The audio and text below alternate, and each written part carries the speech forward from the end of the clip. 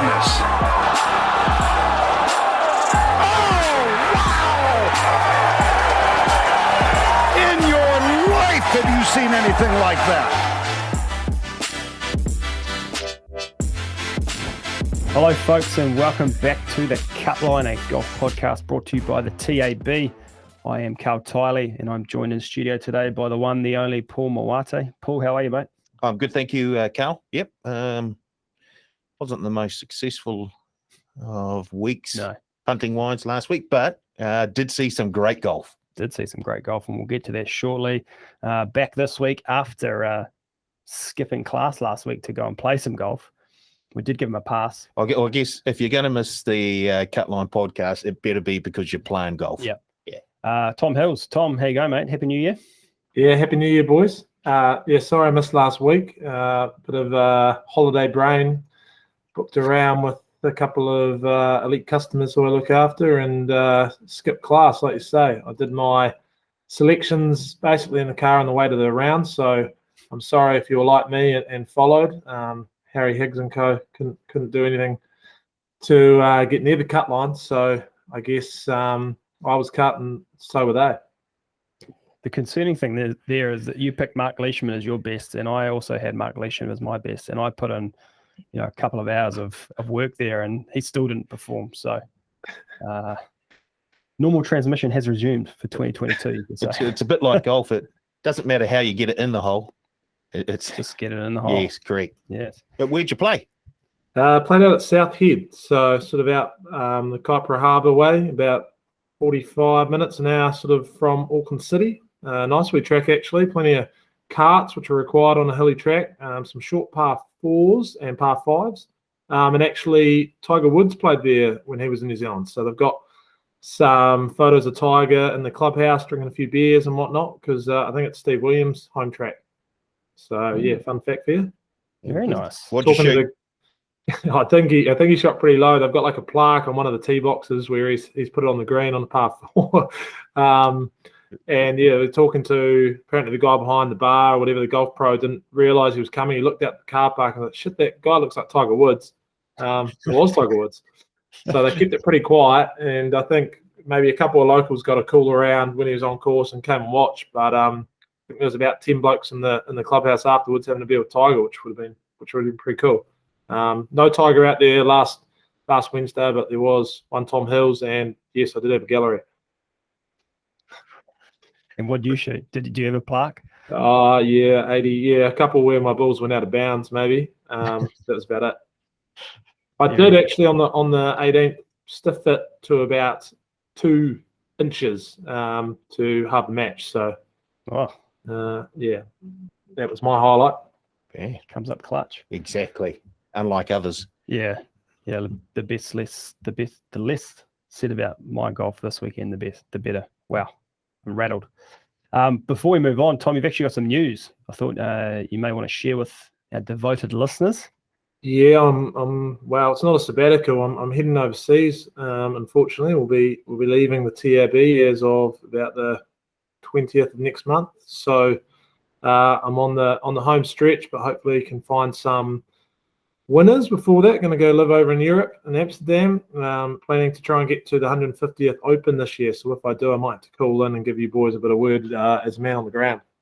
Oh, yes, that was going to be my first question. Is are you still available for ad hoc requests like that? Yep, and I think next Ryder Cup's in Spain, so I'll be looking to try and get over for that. It's basically, I don't know, the missus doesn't know this yet, but it's basically a golfing holiday for a couple of years. So we'll see how we go. Well, our man on the ground. Good luck. I love it. Good luck to you. Rightio, let's rip in. We've got a little bit to get through today, but there's no other place to start other than Paul Hideki's 3-wood into the 18th. On the first playoff hole. The first playoff hole at the Sony Open last week. Wowee. Yeah, wowee. He was probably one of the only people who didn't actually get to see it live. He could have. He was looking into the sun. But everyone that did see it, that was just talk about clutch. Obviously, before that, he was one shot behind heading into the last hole in regulation.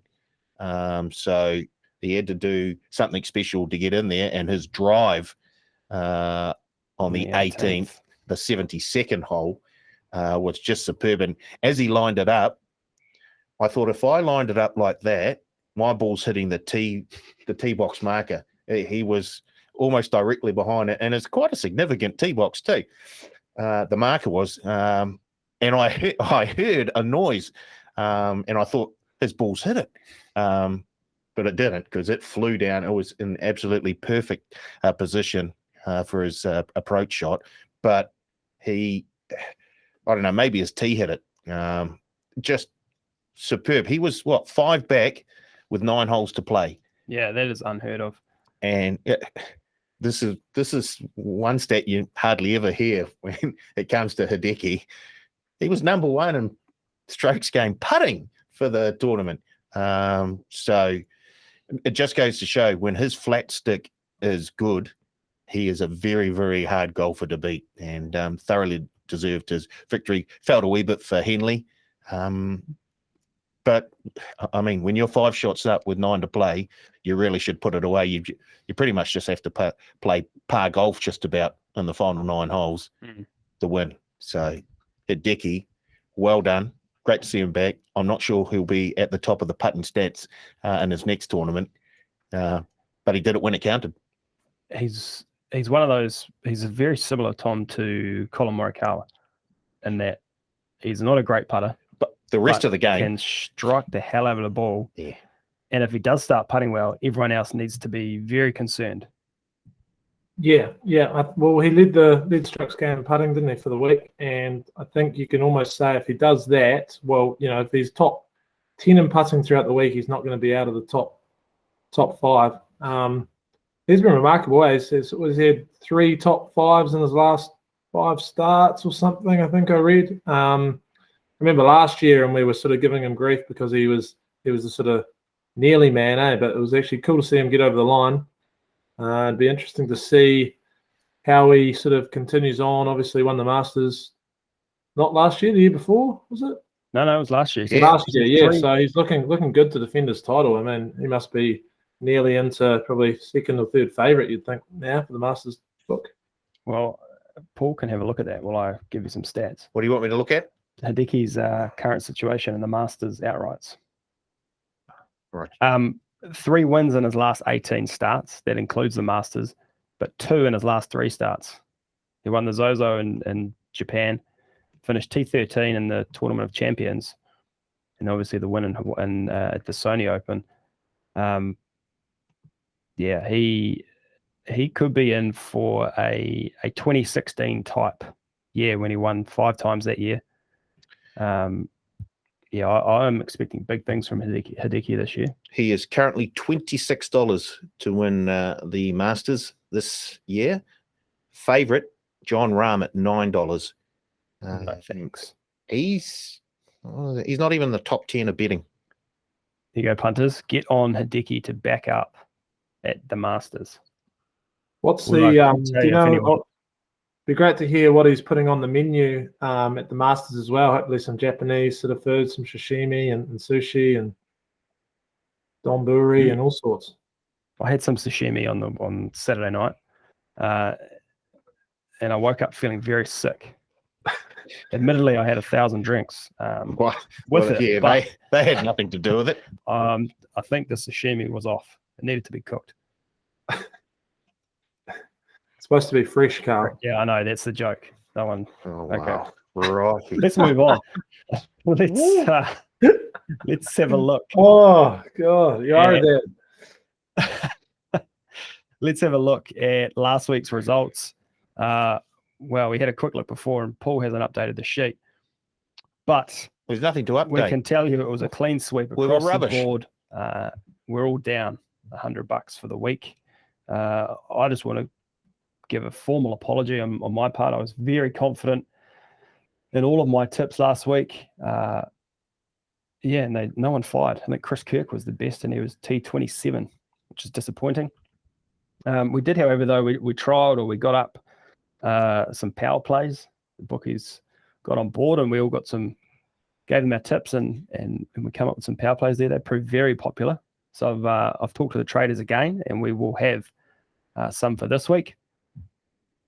Given we're touching on the DP World Tour, the LPGA, and very briefly on the PGA this week, we're going to have a lot of power players, Paul. We will, yeah. And as you say, they were well supported by the punters, so hopefully we can find some sort of collect or return for the punters this week. Yes. At least Tom hasn't done his picks in the car on the way to home. Yeah, I was pretty happy. I mean, not happy that we flopped tonight. I did back a couple of the power plays myself, but I mean, I can't afford to give you guys too much more of a lead if I'm going to reel you in before I jet off, and that's obviously the goal. So watch out, and thanks for not extending that lead on me last week, you boys. Yeah, wow, you're welcome. Not through lack of trying. Speaking of, this could be a dodgy segue, but speaking of lack of trying, Kevin Na doesn't try very hard to play very fast. No. Copped a lot of heat over the weekend.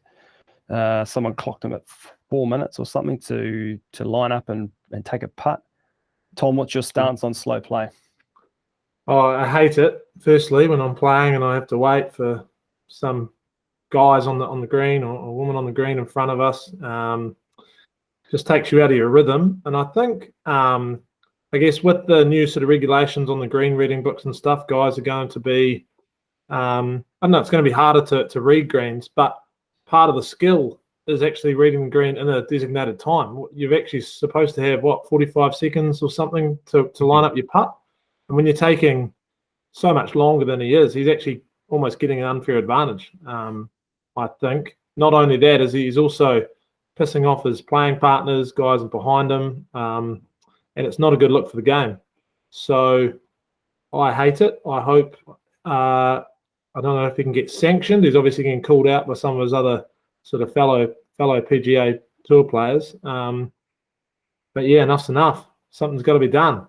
Grayson Murray being one of those fellow tour players who tweeted, Kevin Na taking 3 minutes to putt them does get old. Kevin Na came straight back with, you missing the cut is getting old. And then my old mate Benny Arn replied, somebody please call an ambulance for Grayson here. A great little Twitter feud. And I saw after that someone updated Grayson Murray's Wikipedia page and says died on whatever the date was. Death by Kevin Na. Very funny, but yeah, slow play is not funny. No. If you're a slow player, hurry up. It's not hard. Get the ball on the hole. Not hard. Well, sorry. I was just going to say, I almost had the opposite. Played down in Napier on Friday before a wedding with a couple of Napier locals, and we had the opposite. We had a couple of locals, Graham and Leslie, and they were so keen to get playing. We had a tee time at 7:30. We were just having a putt, and there was two people on the first tee wanting to go. So we basically had to jump on the tee with them, and then the first 6 holes was basically Leslie. She was running to the tee while we were still putting and teeing off on the next hole. And yeah, it took about 6 holes just to try and get into a rhythm and playing. So I guess, there's playing too slow, but sometimes they can almost be playing too fast and rushing around the golf course as well. So just be aware of that. Wise words from Tom Hills. As I mentioned, we're going to touch on the LPGA this week and a lot more this season. But some big news. I think it's a couple of weeks old now, but the US Women's Open purse of $10 million, Paul. And rightly so. Yeah. Yeah. Welcome to the world. Yeah. To the 21st century. Yeah. Yeah. No, fantastic. Crikey, that's going to be a great tournament with that much on the line. I've forgotten the course name, but I was looking at it earlier. Something Pines. Shapes up very well for lids. And I know Paul would have already put his bets on. Let's get a futures market out now. Yeah. Could be very good for Lydia later in the year. Moving on, Tom. I know you're you love watching golf and you love watching. I assume you love watching Drive to Survive, the F1 Netflix doco. Let's mash it up. What about Drive to Survive PGA Tour version? Yeah, this is exciting. I mean, it's like you see the amount of people, myself included, who have got into the F1 because of Drive to Survive. Obviously, golf's going through a bit of a popularity spurt playing wise at the moment. I think this should sort of drive people more towards watching golf as well, once you sort of understand a few of the characters and a few of the, I guess there's obviously the star power and stuff like that, but I'm almost, they've named a whole lot of golfers that are going to be involved. I'm actually looking forward to seeing a few of those guys that are on the, have maybe got their card but are battling away, and the characters, guys like Joel Damon, and my man Harry Higgs, characters, but also just seeing the pressures they go through in terms of traveling from tournament to tournament, missing cuts, practice that goes on, and sort of the mental test as well. I mean, they've got the big names, but for me, some of the more interesting stuff, and hopefully they don't just focus on the big names, will be those sort of lesser guys and sort of how they're dealing with each tournament, I guess. They've got a good mix as well. Like you say, they've got sort of up-and-coming players who haven't quite established themselves on tour. They've got the stars. They've got players who are getting towards the end of their careers, like Ian Poulter. And they've got some characters in there. And I guess that's what they really, really wanted. One name that is missing, Bryson DeChambeau. Oh, what a dick. Did you see what he said? I'm guessing he would want control over what was aired and what wasn't, I'm guessing. His line was, I don't need to be in something like this. These other guys need a lot more opportunity to sell what they're doing or something over me. Something like that. Good on you, Bryson. Does he realise, he wants to be popular, but then he's sort of, this is how you become popular, isn't it? You put your point across. In that first series or first two seasons of Drive to Survive, they didn't have the top two teams. First season, yeah. Was it Ferrari and Mercedes? They didn't want to be a part of it. And I'm guessing it was because, once again, they wanted control over the content and how it was portrayed. And I guess after the first season, they realized that, the popularity of these other teams is just on the rise, and we're missing out. Yeah. And possibly, look, DeChambeau's never going to be short $1. But if he wants to be, the popular guy or one of the popular guys on tour, then I think he may have to rethink his stance around being on this Netflix series, because you will see a number of those golfers, I'm sure, rise in popularity once it gets to air. It's interesting they haven't got any Asian golfers in there, your Matsuyamas or Sungjae Ims or anything like that. Obviously, huge market and huge sort of golfing following over there. I mean, they've got a couple of got Mito Pereira, a couple of sort of Victor in terms of the European stuff, Sergio as well, but none of the Asian golfers on tour. Should be interesting. Yeah, I would have liked to see them follow Sungjae around in his motorhome around the country, going from park to park.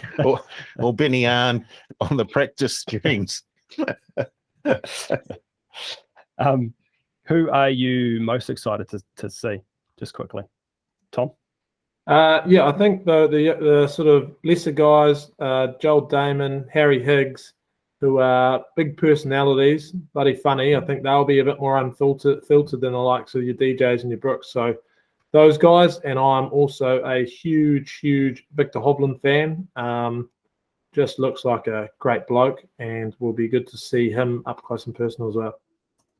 What about you, Paul? Yeah, I'm of a similar ilk. I follow Joel Damon and Max Homer on Twitter, and they've always got a few things to say. They're pretty funny, actually. Yeah. So I'm quite excited to see those guys. But there'll be someone who you don't quite expect to stick out, and I'm just wondering who that sort of wild card player will be. I think I know who it'll be. I think it'll be Daniel Berger. His Instagram handle is DB Straight Vibin. He's just like posting photos of videos of boats and jet skis, and he's just like living the life. So I reckon he will be one to watch. I'm like you guys though. Those guys, Homer, Higgs, Damon, very, very funny. I was surprised to see DJ on there, and I'm excited to follow him a little bit because I think he will. Everyone sees DJ as the big, dumb, dopey guy that's really good at golf. But I think we're going to get, a lot more. Well, I'm not wrong, am I? They just need to put a couple of glasses of champagne in front of him before the interview, like after the Ryder Cup when he really loosened up and showed. He's obviously, comes alive after a couple. So maybe that's the way to get the best out of him. Don't we all? Paul, you're dry. Unless you've had a couple. Anyone you're disappointed not on the list? DeChambeau. Just because I know he wouldn't be able to help himself. He'd be brilliant. Tom? Yeah, like I said, I thought the Asian boys would have been interesting to follow around just with the sort of culture difference, and I think it would have been good for the show. Also, I guess it's hard to do two different tours on the same show, but can we see a sort of women's one in the making as well? Because that would be really interesting. I'm just thinking, would that be just a wee bit, I don't know how to put it. Careful. Sterile. Just, I think they'd be a lot more guarded. I don't know. Maybe they'd be brilliant. But I get the feeling that, like you say, it's all right for a guy to have a couple and to loosen up, but society sometimes views that in a negative way with women. So, I'd love to see a similar type, and maybe if this is successful, then Netflix or someone else will look to do something with the LPGA. But once again, as you said, there's a lot of Asians at the top of the money list on the LPGA. So there'd be a huge market there for a series like that. Nice. All right, moving on just quickly before we get to Paul's Kiwi Corner. I want to get some predictions. Well, predictions or some hopefuls from you guys this year. Tom, start with you. 3 things that you want to see happen this year. Well, first, I want Rory to come back and win a major. That's what I want. Big Rory. Secondly, I want Lydia to come out and win a major, and I think she is odds on to do that this year. Yeah. And thirdly, sticking with the Kiwi theme, is I'm intrigued to see if Steve Alker can back it up on the Champions Tour this year. Obviously closed amazingly strong last year. Was it a flash in the pan, or can he come back and compete again this year sort of fully? Nice. Paul? I'd like to see Michael Campbell be successful on the Legends Tour. We've very much got a Kiwi theme going on here. Nothing wrong with that, though. But I'm with Tom. Lydia to win a major this year, and I think she will. Yep. And I'd like to see Tiger contend somewhere this season. I don't know. Obviously, he's still not 100%. He played in that tournament with his son. He's still got the skills. Yeah. But he's still a wee way away from being like 100% fit and ready to go. So, but I'd like to see him contend somewhere. Very nice. Very similar vibe over here. I've got Tiger to return either the Masters or the Open. I think it'll probably be the Open, given how flat it is. Masters is very hilly and a big walk. Return to the Open and as you say, contend would be nice, even make the cut. I've gone President's Cup to not be a walkover. I'd like to see the internationals really push the Americans this year. Not sure that will happen, but I'm hopeful. I wouldn't mind seeing a Kiwi in the team, but Yeah, well, Could Foxy sneak in? you'd have to think Foxy or Hillier are our best chances. I mean, Dan's probably a long way away, but a couple of good results and captain's pick. I don't know. Maybe. I'm going to say unlikely. Unlikely. Yeah, but I mean, Danny Lee made he was in the last team, wasn't he? And when they played in Australia, in Melbourne, I think he just made the team. Not the last President's Cup. You sure? What's the one before that? We better check. We'll check. Okay. I've actually got 4 instead of 3 because I don't know which ones to say here. So I've got a Kiwi to win on each tour. So that'd be LPGA, DP World Tour, and PGA. And then this is my favorite. I would love to see Siwoo and Sungjae in a playoff in a major. Jeepers creepers. Kind of a little bit sick, given both South Koreans, and they have to if they want an exemption from being in the army, they have to win a major. So true. I think that would be quite a good watch. That's a great incentive. Yeah. They do what the high jumpers did at the Olympics and just shake hands and agree to share it. Yeah. Refuse to play the playoff. We've both made it. Yeah, a squid game. What about something you don't want to see this year, Tom? Well, I'm a little bit hateful, but I've got. I would hate to see Patrick Reed or Bryson DeChambeau win a major. Oh.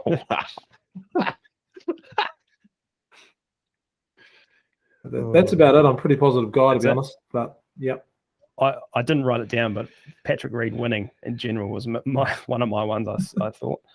I don't want to see COVID ruin another tournament like it did to John Rahm at the Memorial, I think it was. That was horrible. Should have won in a canter. And I'd love it. I don't want to see the US Open finish under par. I'd love to see a +5 win it or something. +5, crikey. Not going to happen, but you got a dream. Paul? No, I'm all about positivity. You are. I'm not going there. Very positive. Did you find if Danny Lee was in the? Would you just stop looking? Oh, looking at something That's else. That's all right. No, let's move on to Kiwi Corner, and I'll hand over to you, Paul. Where were we? Oh, well, last week, who did we have? Crikey, where did I write it down? Ben Campbell, Denzel Elamir, and Chung-Ji Lee. Yeah, but he was under a Korean flag on the scoreboard. He was. So we missed him there. So he's a Kiwi, fair dinkum. Kiwi. Yeah. New Zealand Golf have claimed him. Yes. Oh, good. Where did I put it? There it is, yeah. So Ben Campbell, Denzel Yeremia, and Chung-Ji Lee all played at the Australian PGA Champs at Royal Queensland, where there was a runaway winner. Local pro. It's his home course, funnily enough. Course form stacks up. Big time. He was around 100 to 1. Wow. You bet a couple of the locals in the clubhouse had a couple on them. I'll tell you. Yeah. I don't think the bar's closed since last Sunday. Ben Campbell finished 4 under in a tie for 22nd. Denzel Yeremia 1 over, a tie for 46, and Chung-Ji Lee 6 under and a tie for 12th. So very good. Some pretty good performances there by the boys. Also, where are we? Jaden Ford was in the Master of the Amateurs over there, finished 1 over and a tie and a top 10 finish, tie for 9th. Very good. Very good golfer. This week, the Queensland PGA Champs is on, and Denzel Yeremia is the only Kiwi in the lineup, I believe, unless Chung-Ji Lee was in there under the Korean flag and I just bypassed him. So good luck to Denzel. Of course, on the DP World Tour, Ryan Fox will be taking part in the Abu Dhabi HSBC Championship. LPGA, first tournament of the season, the Hilton Grand Vacations Tournament of Champions. Here we are, our very own Lydia Ko takes part there. I've just had a look. Danny Lee, of course, is taking part in the American Express on the PGA Tour. He's around $126 last time I looked. And in the PGA Tour of Champions, Stephen Elka is taking part in the Mitsubishi Electric Championship at Hualalai in Hawaii. Wow. Stephen Elka, how good was he last season in the Tournament of Champions? Big watch on him. Big watch. Big watch. Second year syndrome. It's the thing. You what? Second year syndrome. Let's hope he avoids it. Does that count when you're 50? Is that a thing? It does. Okay. Yeah, good luck to all the Kiwis out there. Danny Lee just re-signed with Callaway. I think, was he PXG for a little while there? He sort of went off the rails. I think Danny could be back. Let's see. Hopefully he can putt. Moving on, right. 3 tournaments to cover this week. We'll do one of them very quickly, the other 2 a little bit more in depth. So I might start with the PGA Tour. We'll go quick run over there. They're playing at the American Express, 3 courses this week, so it's quite hard statistically if you're looking for like course form. Basically, you want to look for someone who has it all. Strokes gained tee degree, hits it long, hits it straight, can find the green, can putt. Basically, the perfect golfer. I know a Spanish golfer who's pretty good at that. Yep, he leads the betting. John Rahm, $6.50. And if I'm going to have a bet, I'll probably have a little crack at him at $6.50. He's very short, but his form since his US Open win: 1-7 T3 3 T9 T1. That's at the that silly end of year tournament tour championship. Miscut T17 miscut second at the Tournament of Champions, where he broke Ernie Els' scoring record by 2 and still lost. Kapalua. 33 under. So, yeah, I wouldn't be surprised to see John Rahm at the top of the leaderboard there. Others to look out for, in my opinion, Sung Jae Im in his last 3 starts in this tournament, T12, T10, T12. Come on. Has been on a very good run too. Taylor Gooch also been on a very good run to start the year. T4, 2 T5s, 2 T11s, and a win, of course. And then someone a bit rough, bit rougher, possibly the hottest man on the planet at the moment, Seamus Power, $29. Has won recently at the Barbasol. Had a good tournament last week. Yeah. He's flying. So, yeah, plenty to look at there for the PGA Tour. But this week, we, as a team, are going to focus on the DP World Tour, the Abu Dhabi Championship, and the Tournament of Champions for the women. So, Paul, maybe you want to start us off with Abu Dhabi? Yes, it's been played for the first time at the Yaz Links. Sounds like a 90s techno band. Obviously, a desert course by the seaside. So it is sort of the conditions dictate how low you can go there. And if the wind gets up, it can be quite a test. And there is a wee bit of wind in the forecast for the Yaz Links this weekend. So just keep that in mind. Obviously, desert rat form. Players have performed over there in the desert before. Certainly should tweak your interest. I think that's about it. Also, links form as well, isn't it? Links form heavy for me. Yeah, like it's a bit of a bizarre one. You obviously look at the desert, but being by the sea and whatnot. I mean, it's been described as the first true links course of the UAE. Hey. Yeah. So yeah, and also I had Kyle Phillips form too. Yeah, is, of which course, is what Alfred Dunhill links. Yep. And Kingsbarn. Kingsbarn, yes. Mm-hmm. Reading off the same song sheet here. All right, who wants to start? Tom, you weren't here last week.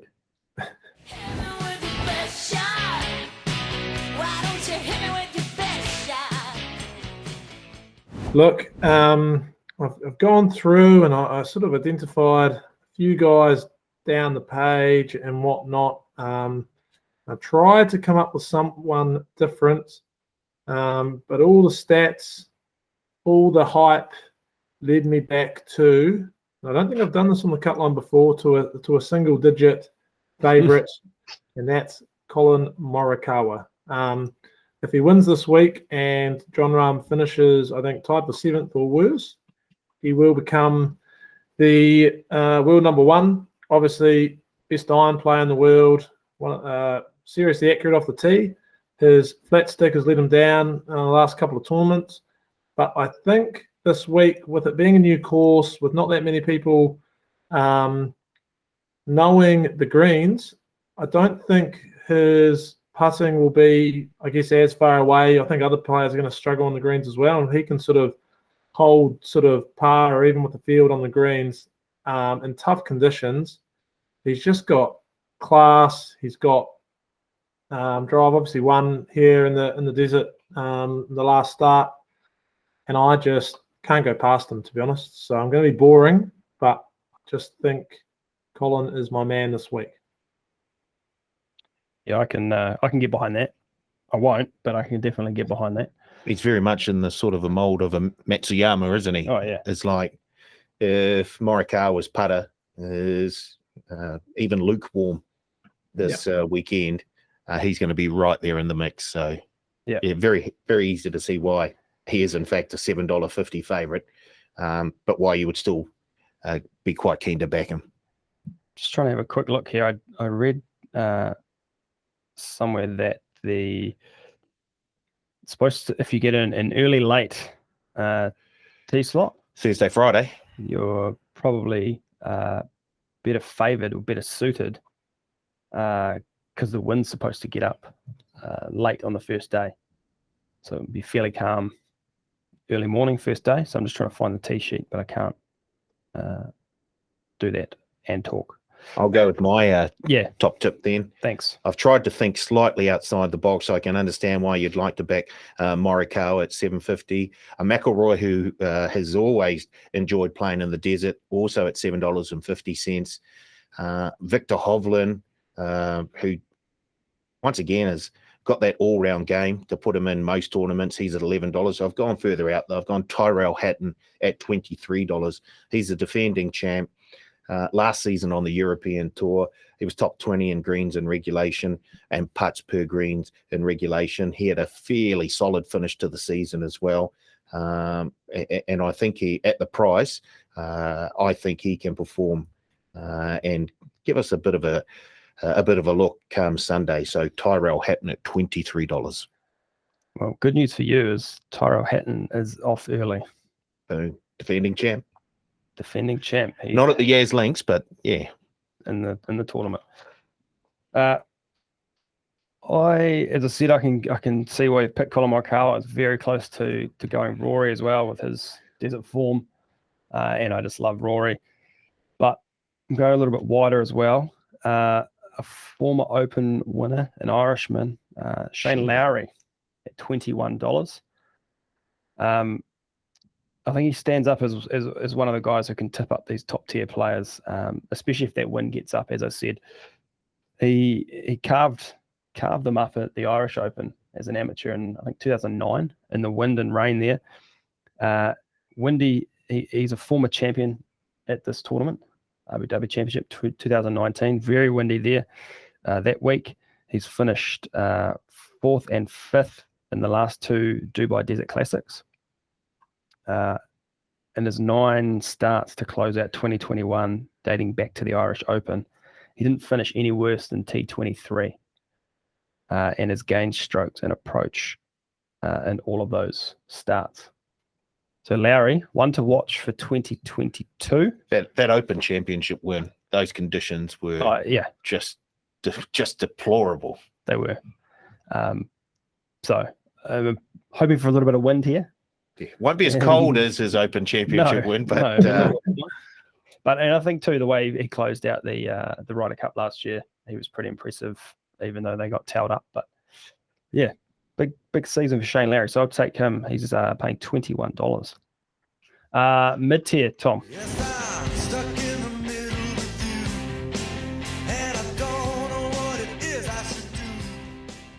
Mid-tier. Now I've got a couple here. Just remind me what our price low price is for mid-tier. 32.99.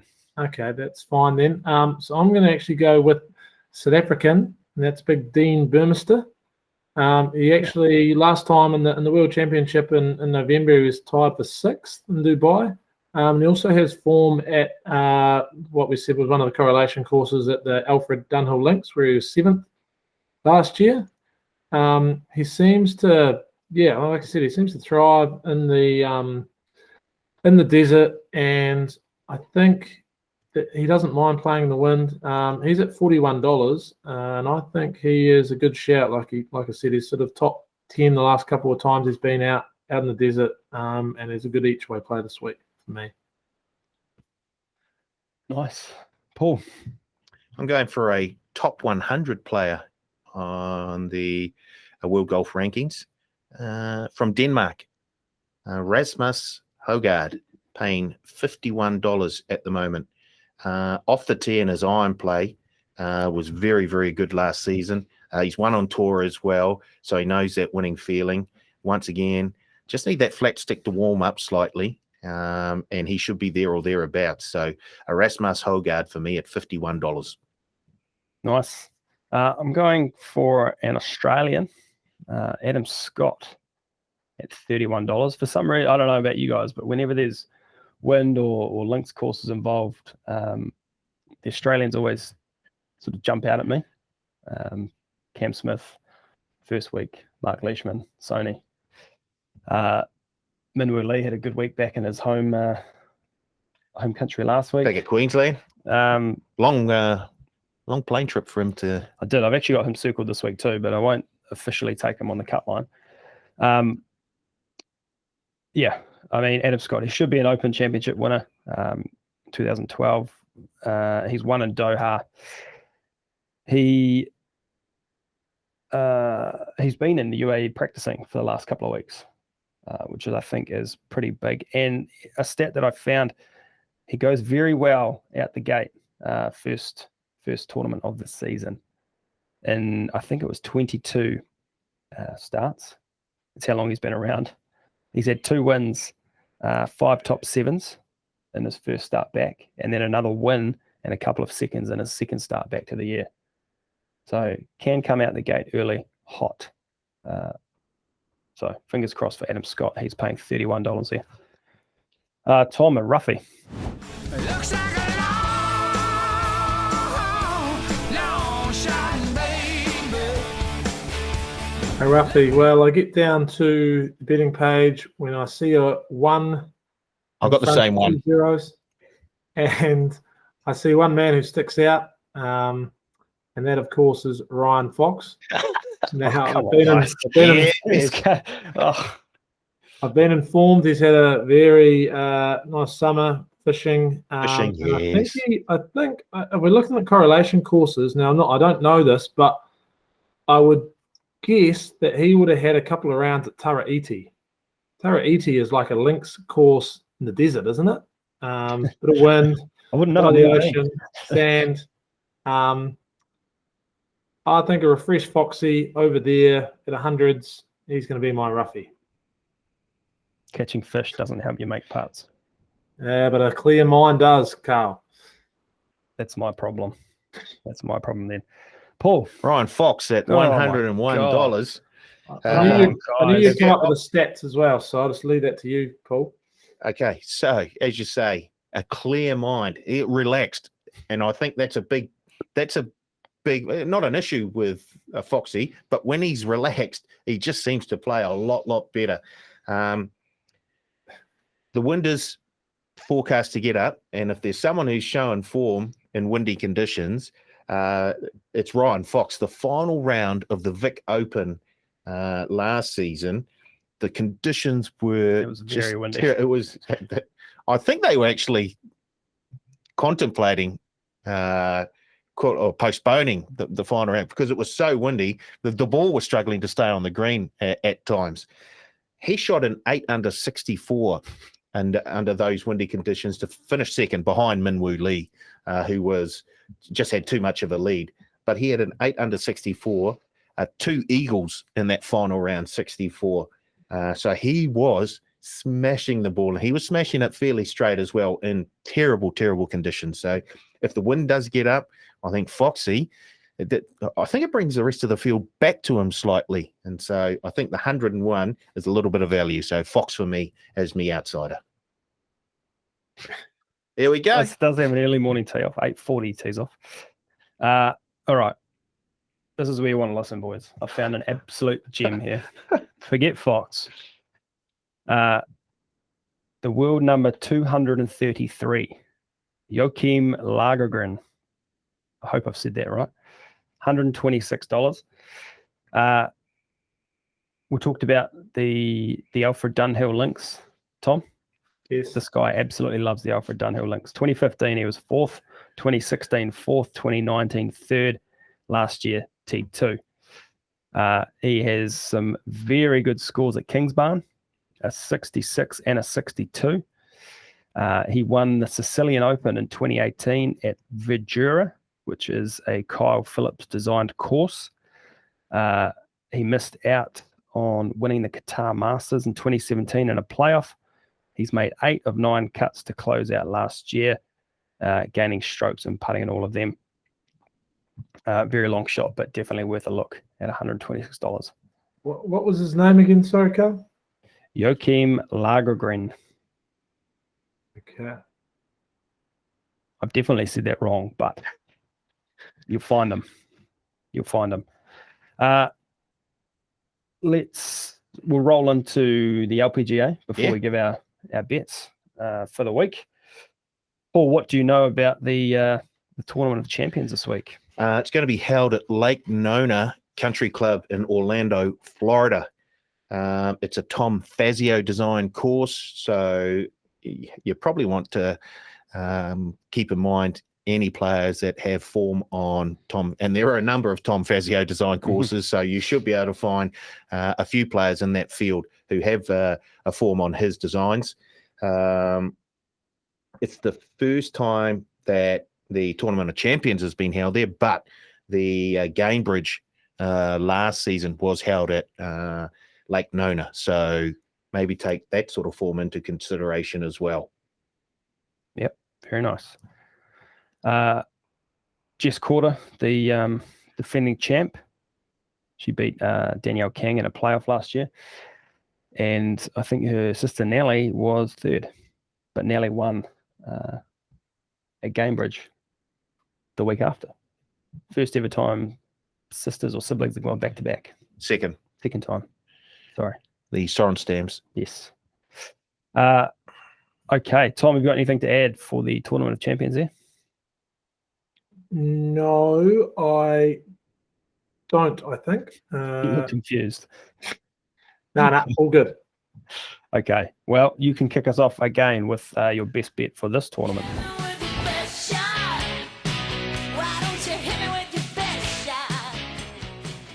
Wow. I think me and Paul might be singing off the same song here. Oh, nice. Loving your work, me? Tom. But look, Lydia, at $5, obviously is short, but it's only a field of 30. But this Lake Nona Golf and Country Club, this is where she lives, right? This is her backyard. She played here a heap. She's familiar with the greens. And I think the way she sort of finished last year, she's primed for a big year. I can't get away from her. She's easily my best. And I'll let Paul do most of the talking. Yep, I'm on Lydia Ko as well at $5. She's second favourite behind Nelly. But she finished last season in some very, very good form. Her last 3 starts, she had 2 top 5s and a top 10. She won again last season after a bit of a break. So she's really back in a top form. Of course, she played the Gainsbridge last year, and as you say, finished second behind Jess Corder. Nelly Corder. Nelly Corder, sorry. So she's got form on the course as well. I think it does suit her game. I'm very, very happy to take Lydia at 5s. Look, I've also got Lydia on my sheet here, but I'm not going to take her because you guys have taken her. But I can, a bit like Morikawa, I can see why you'll take her at fives in a field of 30 or 29, whatever it is. Look, I'm going to take Patty Tavatanakit at $14. She finished the season with 2 top 6 finishes in the last 4 starts last year. She was T5 at the Gamebridge last year on this course, albeit 6 shots behind Nelly. Finished 2021 season 48th in greens and regulation, but 9th in putts per GIR and 11th in putting average. So I think a big part of this week is binning putts, making birdies. It will be a shootout. And Paddy, along with Lids, can putt. So I would take Paddy at $14. Tom, a mid-tier. Yes, I'm stuck in the middle with you, and I don't know what it is I should do. But now we need to be over the $30 mark, don't we? Which is Yep. tough in the field of 30. So I am going to go with. I'm tossing up between 2, and I still haven't made my mind up, to be honest. I'm going to go with Moriwa Jutanagan. She had a good win last year at the Great Lakes Bay Invitational. To be honest, I don't have too much more to go with other than I think I saw someone tipping her out as a good shot in the mid-tier, and I'm going to follow suit. I love it. There you go, punters. Yeah. Saw someone tip someone Grain of out. salt. Nice. Paul. I've gone with American Stacey Lewis at $51. She's also had a bit of form at Lake Nona, finishing 8th last season. I think she sort of tapered off slightly towards the end of last season. I think she was just feeling a wee bit jaded. And I think after the break, coming back, she's got a family now.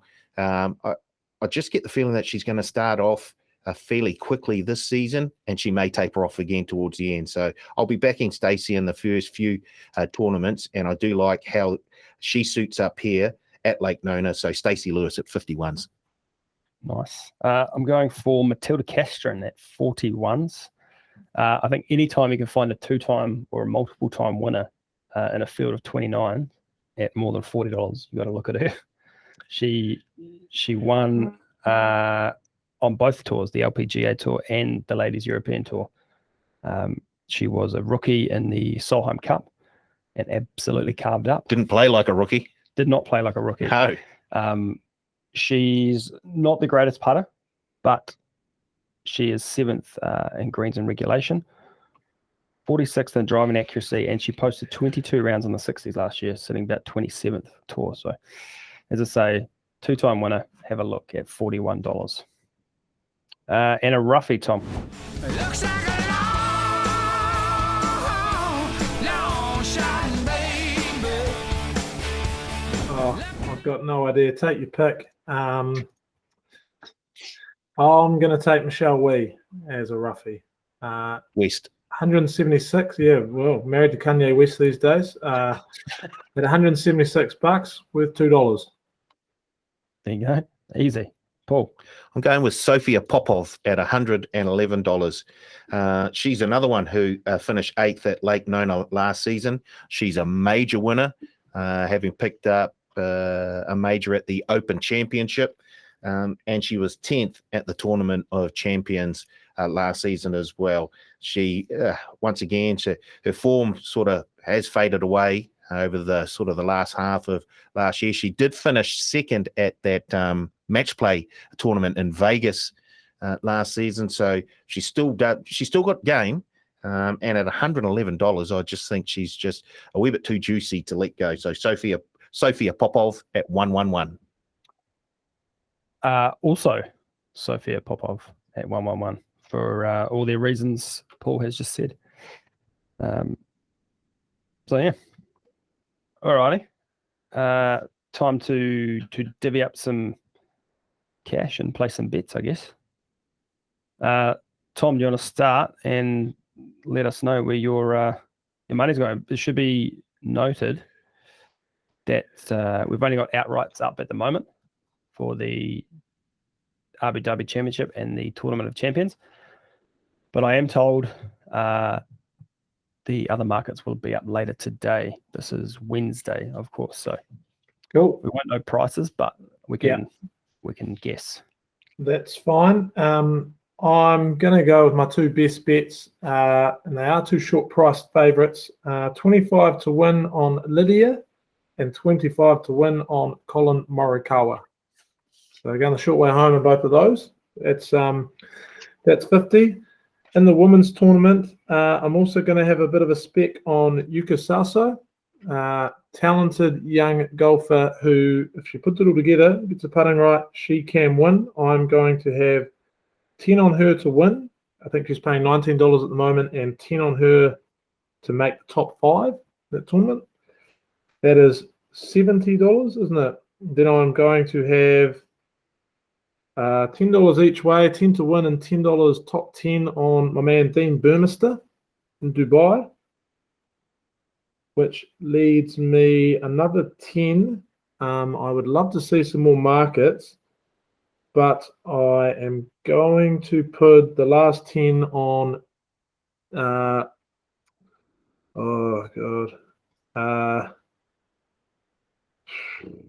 Who will I go in the last 10? Sorry, boys. Let's just make it 15 each way on Burmester. That'll cover me off. Or is that not enough bets? Yeah, okay. I've really not taken any notice of Carl's. Must have a minimum 5 bets. Okay. Happy days. Let's do what you like. Lydia, Morikawa, Yuka Saso, Dean Burmester, they're running for me this weekend. Paul. Okay, I'm going to Yaz Links, and I'm going to take Tyrell Hatton, $10 to win and $20 for a top 5 finish. And I'm also going to have $20 on Ryan Fox for a top 10 finish at Yaz Links. So there's 50 spent. The other 50, funnily enough, will go right on the nose of Lydia Ko to win the Tournament of Champions. $50 on Lydia Ko at 5s. All righty. I am just working this all out. Okay. Yaz Links. Lowry, $10 to win. $20 top 10. My man Joachim Lagergren, $5 to win. $10 top 20 and $10 for top 30. What do we got? That's 30, 40, 55. Over to the LPGA. Paddy, $10 to win. $10 top 5. Matilda, $10 to win. $10 top 10. And I am not sure where I'm sitting. 10, 20, 30, 40, 50, 60. I got $5 left. I will concoct some sort of multi once the groups are out. Sweet. If that works. Yeah, good as gold. Sweet. Look out for the power plays. And look out for the power plays. Or maybe I'll put on a power play. Yeah. Maybe I'll do that. $5 left. All right. Yeah, as I say, power play should be out later today. Boys, thank you very much. A lot to get through there. A lot to take in. But a lot for the punters. Yeah. A lot. Plenty of winners. Make sure you make the most of Tom. He's not here for very much longer. Yeah. Yeah. And my prowess on the LPGA Tour, there was some good stats I rattled off there, my selections. I heard a guy tip someone who tipped someone else one day. Yeah, sorry about that, boys. It's been still coming We'll leave back. it there, punters. Thank you for joining us this week on the Cut Line, and we will be back next week. I'm not sure which tournament we're covering. It's in the sheet somewhere, but we will be back. We will be. Cheers.